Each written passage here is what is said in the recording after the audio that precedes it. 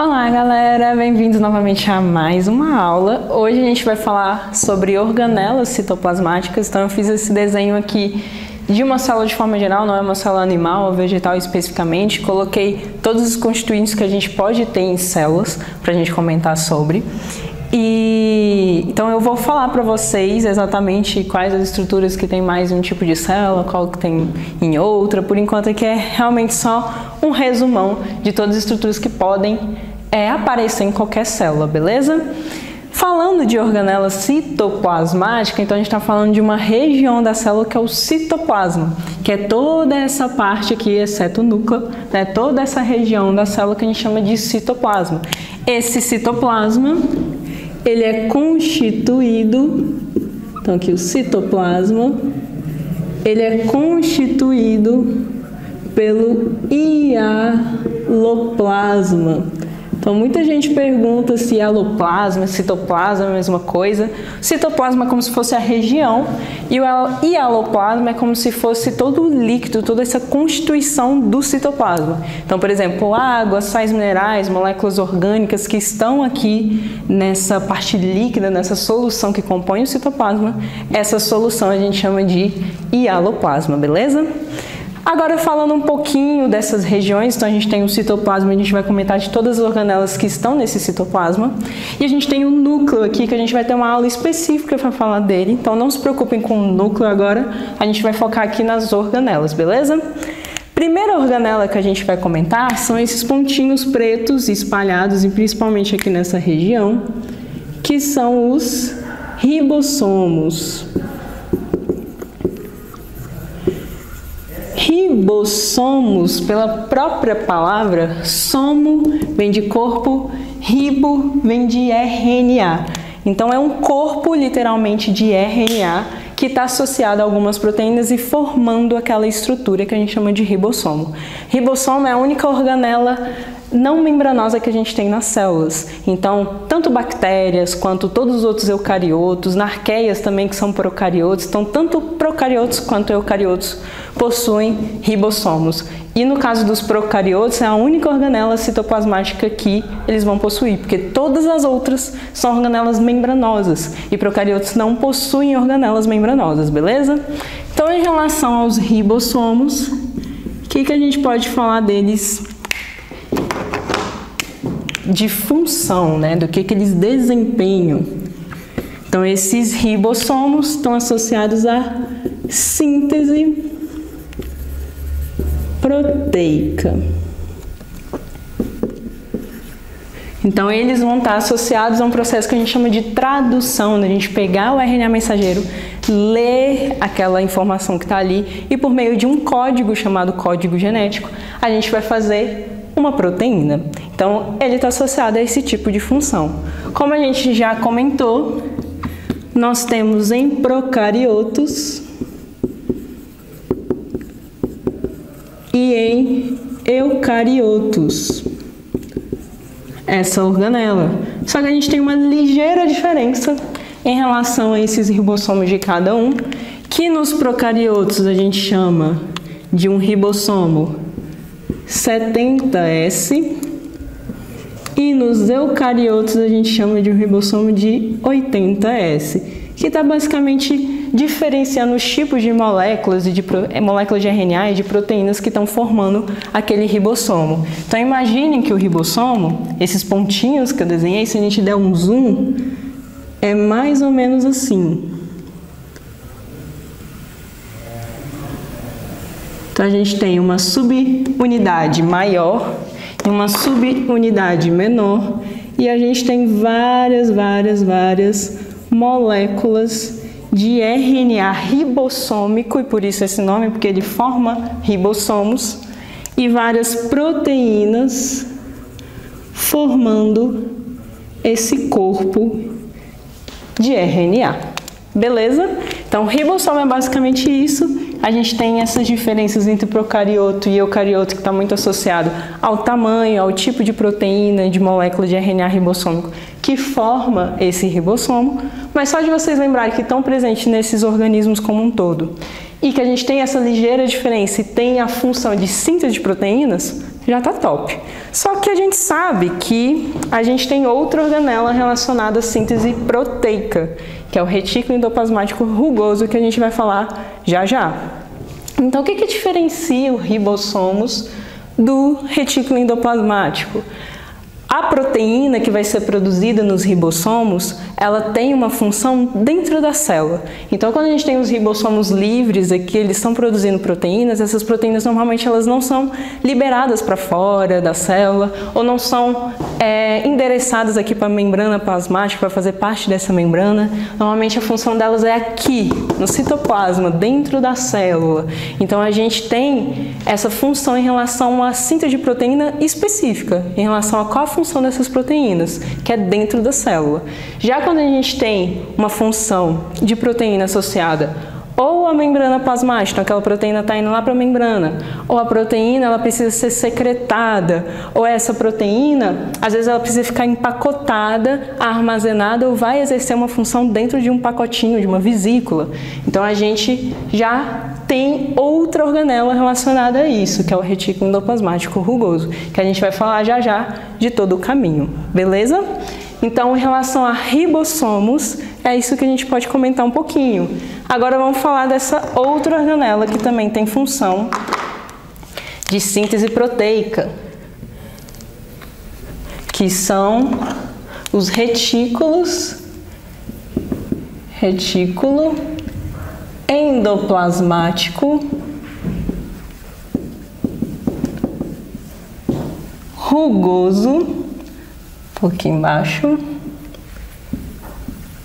ou também chamado de granuloso, ou também chamado, cuidado com esse nome que pode aparecer para vocês, ergastoplasma. Então, outro nome para esse retículo. Por que rugoso? Por que granuloso? Porque essa rede de membranas que a gente vai ter aqui nessa região, principalmente perto do núcleo, para poder facilitar essa função de produzir proteínas, para pegar o RNA mensageiro que já está saindo aqui e já ficar mais rápido esse processo, essa membrana é totalmente rica de ribossomos aderidos nessas membranas. Então, a gente vai ter essa rugosidade, essa característica atribuída a essa grande quantidade de ribossomos que a gente tem na membrana, nessa rica rede de membranas que é o retículo, beleza? Então, em relação a funções, a gente pode falar da síntese e transporte de proteínas. Por que síntese e transporte? Porque não somente está sintetizando proteínas, mas a função dessas proteínas é em um local específico. Então, é na membrana plasmática, é fora da célula. Então, a gente vai também estar transportando essas proteínas para onde elas precisam ser utilizadas. Outra coisa que a gente pode falar desse retículo endoplasmático rugoso é que a gente tem muito dessa organela, ela é abundante em células do pâncreas. Por que do pâncreas? O pâncreas é um órgão que está associado à produção de muitos hormônios que são proteicos, insulina, glucagon, e a gente também tem a produção de enzimas digestivas que vão atuar no suco pancreático, formar esse suco pancreático e vão ser liberadas lá no duodeno, no nosso intestino delgado, para auxiliar na digestão. Então, essas secreções que são realizadas pelo pâncreas, basicamente são constituições proteicas. Então, toda vez que a gente falar em organela, a gente associa a quanto mais daquela organela eu tiver numa célula, quer dizer que a função da célula como um todo está associada à função daquela organela. Como assim? Se eu tenho muito retículo endoplasmático rugoso nas células do pâncreas, quer dizer que, basicamente, essa célula vai estar muito associada à produção de alguma coisa que é proteica. E normalmente essa substância que é proteica não tem função dentro da célula, normalmente ela vai ser secretada. Então a gente vai falar de outra organela que vai estar muito associada a essa secreção. Beleza? Então a gente tem o pâncreas sendo um organismo que tem em suas células muito desse retículo endoplasmático rugoso. Show? Próxima organela que nós temos é o retículo endoplasmático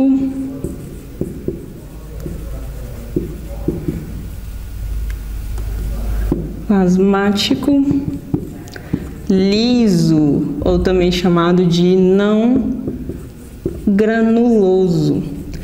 Por que não granuloso? Porque ele não possui nas suas membranas ribossomos. Então a gente não vai ter a função de síntese de proteínas aqui, a gente vai ter outra coisa sendo sintetizada. Que outra coisa? Então puxando aqui para falar um pouquinho dessas funções. A gente vai ter a síntese e transporte, só que não de proteínas. E transporte de lipídios. Que tipo de lipídio? Ácido graxo, esteroides, fosfolipídios. Então, por exemplo, os fosfolipídios que formam a membrana plasmática, onde eles vão ser produzidos? Aqui no retículo endoplasmático liso. E aí vão ser transportados para o complexo de Golgi, que a gente já vai falar, que vai empacotar isso e mandar lá para a membrana plasmática. Então, lembrando dessa função de transporte. Então, essas substâncias normalmente não têm função aqui dentro, elas vão ser transportadas para algum lugar. Então, a gente tem esse transporte de lipídios, que estão muito associados a essa organela, e a gente também vai ter a função de degradação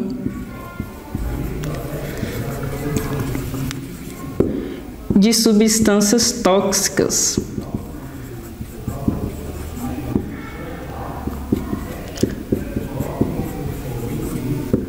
Então, essas substâncias tóxicas, por exemplo, medicamentos, álcool que a gente ingere quando a gente ingere bebidas alcoólicas, essas substâncias tóxicas vão ser degradadas por essa organela aqui.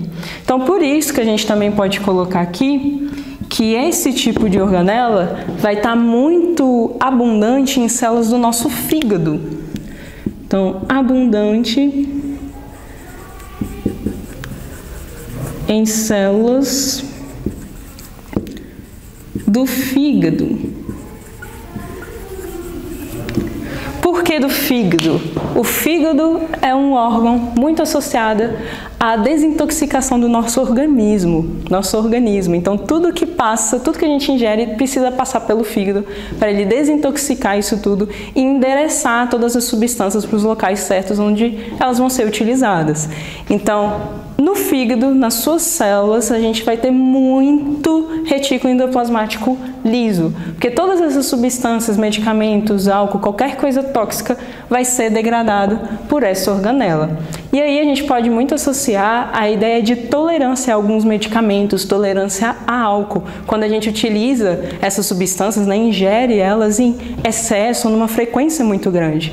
Por que essa tolerância? Quando a gente ingere álcool, ingere esses medicamentos sem uma prescrição médica, então em excesso, uma frequência muito desordenada, a gente começa a estimular as células do fígado a produzir, proliferar ainda mais dessa organela. Então, por que disso? Porque a gente precisa degradar essa substância. Então, você está estimulando o seu fígado a ficar cada vez mais eficiente em degradar essa substância que você tanto está ingerindo. E aí, para a gente ter os mesmos efeitos dessas substâncias, a gente precisa ingerir cada vez mais, porque o fígado está se tornando super eficiente em degradar isso. Então, para ter os mesmos efeitos, a gente precisa ingerir doses maiores. Então, cuidado com isso, porque o fígado está tentando fazer o seu papel, só que você quer o efeito daquela droga, daquele medicamento ou do álcool, e a gente acaba atrapalhando todo esse processo de degradação dessas substâncias tóxicas e a gente acaba gerando essas tolerâncias, né? Então, em relação ao retículo endoplasmático liso, a gente pode falar dessa síntese e transporte de lipídios e a gente pode falar dessa degradação de substâncias tóxicas e por isso está muito abundante em células do fígado. Onde dá mais abundante esse tipo de organela? A gente também pode falar das gônadas. Gônadas. Por que gônadas? As gônadas estão associadas à produção de muitos hormônios, que são basicamente, a maioria deles, com base no colesterol. O precursor desses hormônios é o colesterol, porque são hormônios esteroides. Então, esses esteroides produzidos aqui, em relação a essa síntese de lipídio, vão ser utilizados para produzir muito desses hormônios, como a testosterona. Então, nas células das gônadas, a gente vai ter muito dessa organela, por causa dessa função de síntese de lipídios, principalmente desses esteroides, beleza? Então, novamente, cuidado com isso. Associa muito a função daquela organela à função da célula e o que teria mais ou menos naquela célula, naquele órgão, beleza? Próxima organela que a gente tem. Vamos falar do complexo de Golgi, ou complexo golgiense.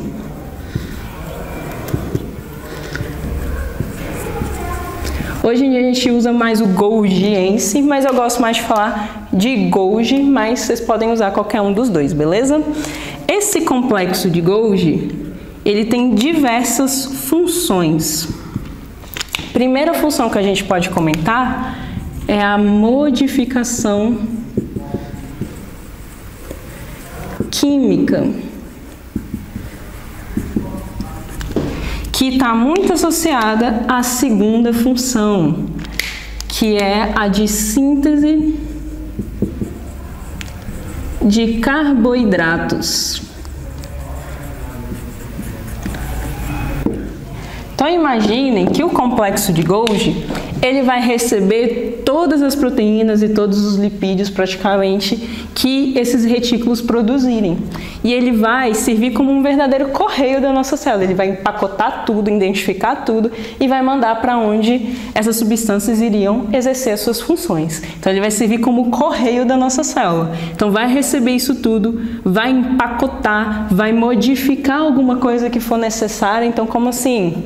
Uma proteína que foi produzida aqui, ela vai ter a função, lá na minha membrana plasmática, de glicocálix. E quando a gente fala de glicocálix, a gente pensa em reconhecimento celular. E o glicocálix normalmente é uma glicoproteína, ou seja, uma substância que tem uma parte proteica e uma parte de carboidrato.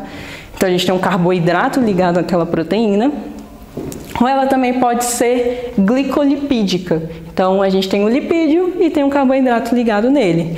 Então, independente se for lipídio ou se for uma proteína, quem vai adicionar esse carboidrato nessa proteína ou nesse lipídio vai ser o complexo de Golgi. Então, esses carboidratos que são produzidos, por exemplo, aqui, podem ser utilizados para modificar essas substâncias para elas terem a função de fato que elas precisam. E aí, empacotou tudo, colocou em vesículazinhas, a gente vai endereçar para onde precisa. Essas substâncias podem vir aqui para a membrana plasmática, como a gente comentou, ou elas podem ser secretadas, que é o que normalmente acontece. Então, a nossa terceira função seria de secreção celular. Então, toda vez que vocês pensarem em complexo de Golgi, pensa principalmente nessa secreção celular, porque quando uma célula secreta muito, o que ela vai ter pra caramba vai ser complexo de Golgi. É uma das principais funções que a gente pode associar ao complexo de Golgi. Beleza? Outra coisa que a gente pode falar também do complexo de Golgi é que ele vai ser muito importante na produção de outras organelas. Então, por exemplo, o lisossomo, que a gente já vai comentar, é uma bolsinha cheia de enzimas. E quem colocou essas enzimas lá dentro e fez essa vesículazinha para ficar armazenado?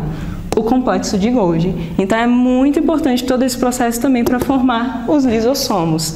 E outra coisa que a gente pode citar de questão de formação nas nossas células, no caso das células vegetais principalmente, é a produção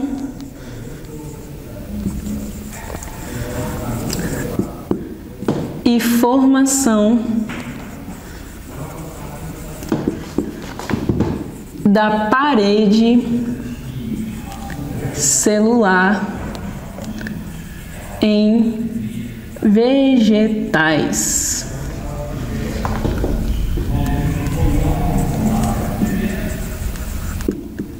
Então, coloquei aqui seguindo direto, porque se eu colocasse aqui, vocês não iriam ver. Então, essa produção e formação da parede celular em vegetais, não se preocupe se qualquer coisa não der para ver. Eu vou disponibilizar para vocês um mapa completo para vocês poderem anotar qualquer coisa que ficou ruim de ver, tá bom? Então, a gente tem essa produção e formação da parede celular em vegetais, que está associada ao complexo de Golgi. Como assim? Muitos dos carboidratos que formam essas paredes celulares, por exemplo, a celulose, vai ser produzida aqui, vai ser endereçada para uma região, por exemplo, imagina que isso aqui é uma célula vegetal e ela está começando a se dividir, está fazendo uma mitose. Então, a gente vai ter a produção da parede celular de dentro para fora, para a gente ter a divisão dessa célula. Esse complexo de Golgi vai mandar essas vesículas cheias de celulose, por exemplo, para essa região, para a gente ter a formação da parede celular de dentro para fora. Então, por isso essa importância da produção e formação da parede celular em vegetais. Beleza? Próxima organela que a gente pode citar são os lisossomos.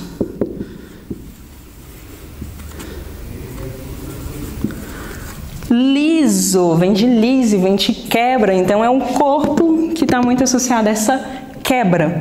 Então é uma organela que vai ter essa função de digestão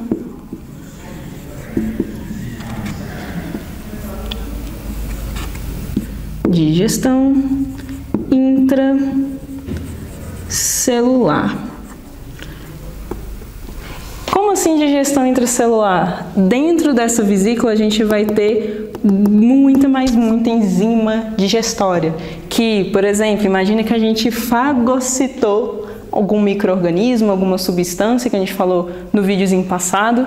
Então a gente fagocitou alguma coisa, esse fagossoma, ou seja, essa vesícula com que foi fagocitado, vai estar ali no citoplasma e vai se fundir a esse lisossomo. Nessa fusão, a gente vai formar um vacúolo digestivo, onde vai começar a degradar, essas enzimas vão começar a degradar o que foi fagocitado. E aí, no final, a célula vai absorver o que for útil para ela, e o que não for útil, a gente vai liberar por plasmocitose, a gente vai liberar aqueles resíduos. Então, essa digestão intracelular é extremamente importante para a célula, para conseguir os seus nutrientes, né? E a gente vai falar depois um pouco melhor dessa questão de a gente utilizar no meio, durante a digestão, nessa fagocitose, absorver alguma coisa e degradar essa substância, beleza? Deem uma olhada qualquer coisa no livro de vocês, que a gente tem um esqueminha bem legal dessa questão do fagossomo se fundir no lisossomo, que aí a gente nem precisa depois relembrar. Então, deem uma olhada no livro, que tá bem didático lá para vocês, todo esse esquema que eu acabei de falar, tá bom?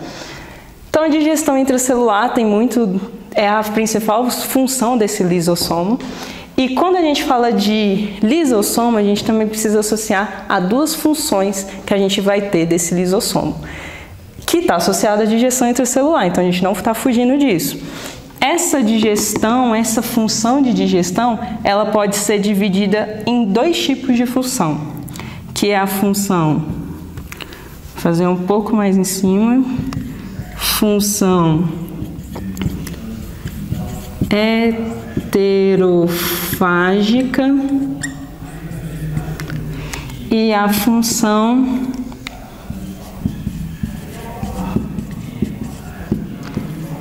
autofágica. Então, o que seria essa função heterofágica e essa função autofágica aqui dos lisossomos? Então, quando a gente fala de digestão, a gente pode estar digerindo alguma coisa que é dentro da célula, da própria célula, então essa é a ideia do autofágico, e algo que é de fora da célula, que é algo exógeno, então seria uma função heterofágica, hétero de diferente, alguma coisa diferente em relação àquela célula. Então é algo que não é dela. Então eu fagocitei alguma coisa, como a gente estava comentando, e eu começo a digerir aquilo. Então uma heterofagia. Já quando eu falo de uma função autofágica, de uma autofagia, eu estou degradando uma organela que está defeituosa, que não tem mais função, ou às vezes eu estou degradando a célula como um todo. E aí a gente fala do termo de autólise, ou a gente fala da apoptose, que já eu comento melhor sobre. Então, heterofágica seria essa função de você degradar algo que é exógeno, de fora da célula, diferente da célula. E a autofágica, auto, de você estar degradando algo que é seu. Então, uma organela defeituosa, ou a própria célula como um todo. Exemplos, a gente tem na formação das hemácias a perda do núcleo e a gente também tem a degradação de alguns constituintes do citoplasma, porque a hemácia ela precisa perder ao máximo, deixar o máximo de espaço possível para a gente ter muita hemoglobina para transportar muito oxigênio. Então, a gente tem a perda de muitos componentes citoplasmáticos degradados pelos lisossomos para a gente ter esse espaço muito grande na hemácia. Então, esse seria aqui um exemplo de autofagia. A gente comenta muito do termo autólise e apoptose. Qual que seria a diferença desses dois termos, que é bem difícil de tentar diferenciar isso, vocês sempre têm muita dúvida. Quando a gente fala de autofagia, a gente está falando então que a gente está degradando alguma coisa de si, às vezes a célula como um todo. Só que quando a gente degrada essa célula como um todo, ela pode ser uma morte que é programada, então era para aquilo ali acontecer, então algum processo fisiológico está mandando aquela célula ali morrer naquele momento, ou pode ser um processo espontâneo, então espontaneamente essa membrana se rompeu, liberou essas enzimas e começou a degradar isso tudo. Quando a gente fala desse processo mais espontâneo, a gente está falando de uma autólise, então essa membrana do lisossomo começou a se romper e liberou essas enzimas, que pode ser, num caso dessa célula já estar meio morta, então a gente precisa se livrar disso aqui tudo, ou pode ser no caso de a gente ter alguma patologia, então essa célula está infectada de alguma forma e ela vai meio que tentar um suicídio, rompendo essa membrana e liberando essas enzimas. Já uma apoptose é algo que é um processo fisiológico que está dizendo para essa célula que ela precisa morrer. Então, durante o desenvolvimento embrionário, por exemplo, as células que formam umas pelinhas que a gente tem aqui, uma membrana, né, melhor dizendo, que a gente tem aqui entre os dedos, precisam morrer para a gente ter a função dos nossos membros. Então, a degradação dessa membrana está muito associada à apoptose, porque é um processo fisiológico que vai acontecer para que eu tenha a morte dessas células. Então, não é algo espontâneo, é algo que está programado. Então, quando uma célula de defesa, por exemplo, vai fazer com que uma célula que está infectada morra, então uma célula de defesa vai começar a ter uma cascata de reações, interferir numa cascata de reações para aquela célula que está infectada morrer. Então, nesse processo, eu também tenho uma apoptose, que não foi a célula sozinha, espontaneamente, que gerou essa morte. Então, é um processo fisiológico, no caso imunológico, que gerou essa morte dessa célula. Então, é bem sutil a diferença. A gente tem participação dos lisossomos nos dois processos. Na apoptose a gente tem a mitocôndria que também ajuda na morte dessa célula, mas a diferença está mais relacionada ao porquê da célula está morrendo. Então, na autólise é mais espontâneo essa morte, então não é algo que está fisiologicamente controlado, e já na apoptose é algo mais fisiologicamente controlado, a gente tem uma programação nessa morte, beleza? Próxima organela que a gente pode comentar aqui, então a gente falou dos lisossomos, complexo de Golgi, retículos, ribossomos. Vamos falar agora dos peroxissomos.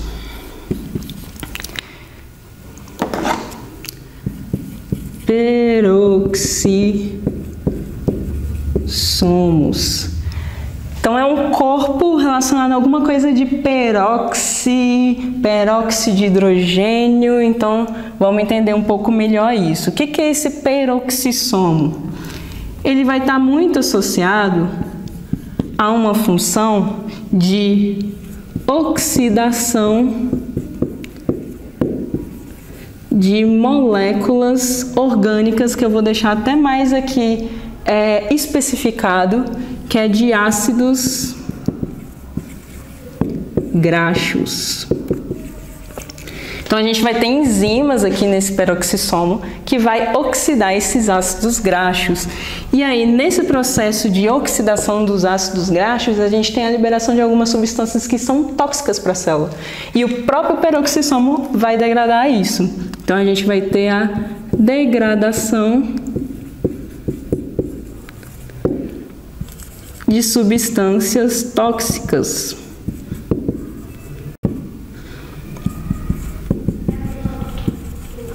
Então, o peroxissomo está relacionado à degradação de substâncias tóxicas. Então, onde vai ser produzida essa substância tóxica que o próprio peroxissomo, durante a oxidação dos ácidos graxos, produz, e como é que isso vai ser degradado? Imaginem que a gente está aqui com o nosso ácido graxo, e esse ácido graxo vai ser degradado ou oxidado por enzimas que a gente chama de oxidases, que estão dentro do peroxissomo.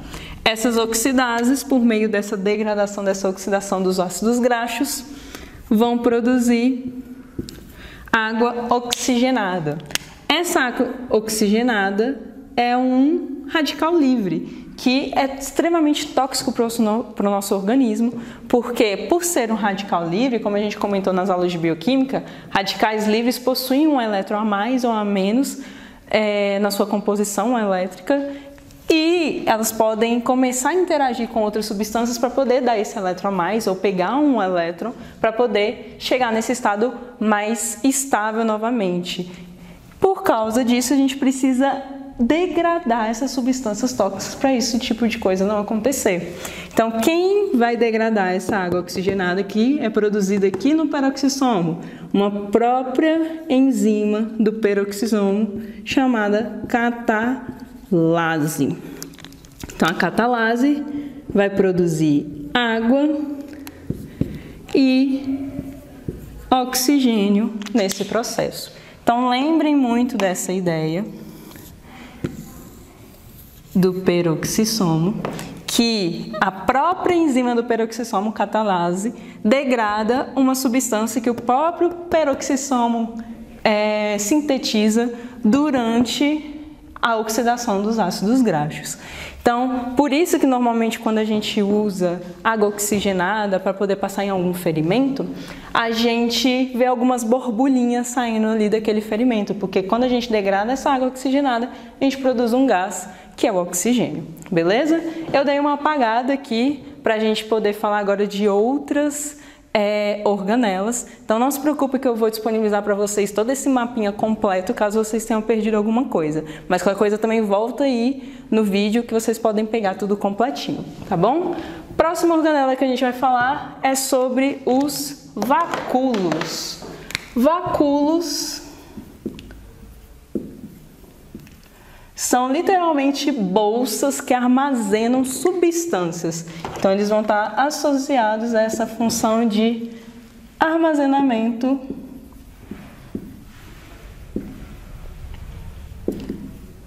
de substâncias. Quem tem normalmente esses vacúolos são células vegetais e células de algas. Então, eles estão presentes principalmente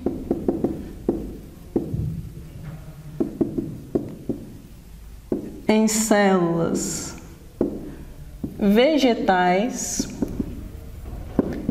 e de algas. E que tipos de substâncias que a gente pode armazenar nessa bolsa? Pigmentos, nutrientes. Então, por exemplo, um pigmento que vai dar uma coloração diferente para uma folha, para uma pétala. Então, todos esses pigmentos, nutrientes também para aquela célula podem ser armazenados aqui dentro. Então, o vacúolo, ele é bem simples em relação a isso, só lembrar de armazenamento. E, para a gente terminar, nós temos o citoesqueleto da célula, relacionado também a essa função de manter, como o próprio nome diz, esse esqueleto nessa célula. Então, eu vou apagar aqui para a gente poder escrever sobre. Apagar o lisossomo.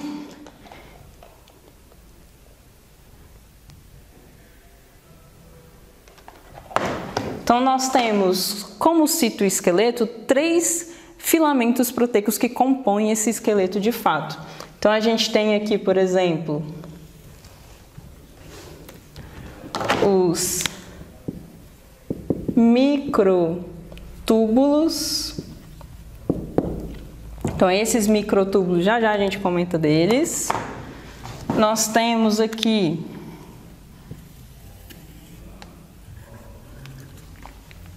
e aqui também os filamentos intermediários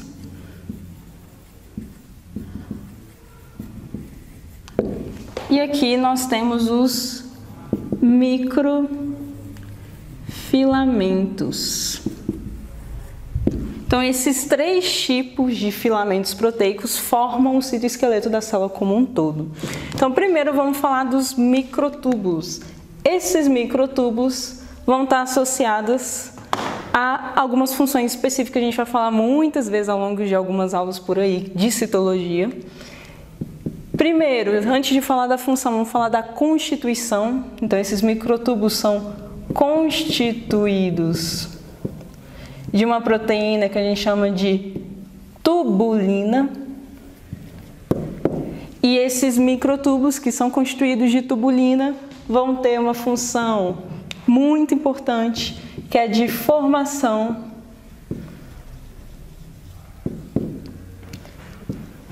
dos fusos mitóticos e meióticos. Então, aqueles fusos que a gente comenta na meiose e na mitose, que vai organizar o material genético, vai separar esse material genético, quem forma são os microtúbulos, que são formados de tubulina. E outra função desses microtúbulos é a formação de centríolos, que, como o próprio nome fala, é como se fosse um cilíndrico filamento proteico, então cheio de microtúbulos. Então, é um cilindrozinho formado por esses microtúbulos que vão formar outras estruturas super importantes, que são os cílios e flagelos. Qual é a diferença entre cílios e flagelos? Cílios normalmente estão em maior quantidade na célula e são menores, e flagelos estão em menores quantidades e são maiores. Os dois estão associados à locomoção, mas o cílio também pode desempenhar a função de obtenção de alimento. Então, ele serve como um filtro onde várias partículas podem se aderir ali, e alguns protozoários utilizam isso para obter essas partículas como alimento. E quem forma esses cílios e flagelos são os centríolos, que são formados de microtúbulos, beleza? Outros tipos de filamentos que a gente possui, proteicos, que são parte do citoesqueleto, é o microfilamento. Esse microfilamento, ele é constituído de outro tipo de proteína. Ele é constituído de actina. Quando a gente fala de actina, a gente já pode associar contração. Lá no tecido muscular, a gente vai ver que a actina e miosina está associada à contração muscular do tecido muscular como um todo e do músculo como um todo. Então, essa actina, quando a gente olha para a unidade, né, célula, ela está muito associada a essa contração celular e aos movimentos também citoplasmáticos. Então, uma vesícula sair daqui e ir para cá, esses movimentos estão muito dependentes desses microfilamentos também. Então, a gente pode falar desses movimentos e contração celular. beleza? E o último filamento que a gente tem são os filamentos intermediários. Eles já têm uma constituição de proteínas bem variada. Então a gente tem a queratina, por exemplo, que compõe esses tipos de filamentos. Então a gente não tem uma constituição específica como esses dois aqui, beleza? Os filamentos intermediários, eles têm a função principalmente de sustentação. Uma sustentação mecânica para aquela célula, uma sustentação em relação à forma da célula. Tudo isso quem está desempenhando esse esqueleto, né, de sustentação são os filamentos intermediários, beleza? O que falta para a gente falar aqui? Mitocôndria e cloroplasto, que a gente vai falar de uma forma separada no próximo vídeo, porque a gente precisa falar das estruturas específicas que a gente tem aqui dentro. Show? Até mais!